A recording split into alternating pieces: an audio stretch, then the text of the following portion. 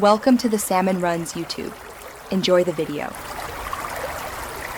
You're ready. Open the Google Doc and confirm edit access, then set page size and margin so the background fits predictably.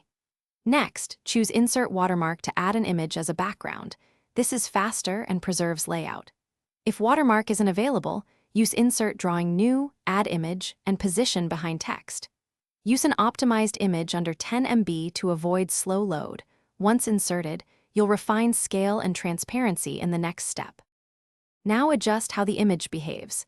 In Watermark controls, change scale and transparency to keep text readable, and select whether it applies to all pages or first page only. If you use drawing, drag corners to scale and pick behind text so content flows above the image. Use center, left, or right alignment to match your layout. Once done, scroll through the document to check consistency and tweak opacity or cropping to avoid covering headers, footers, or important text.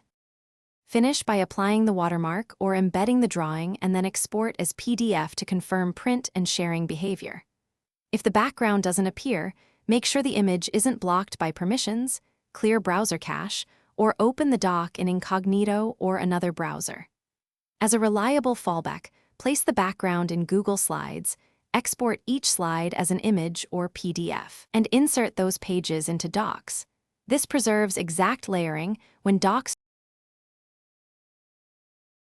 Thanks for watching. Consider subscribing if we helped you.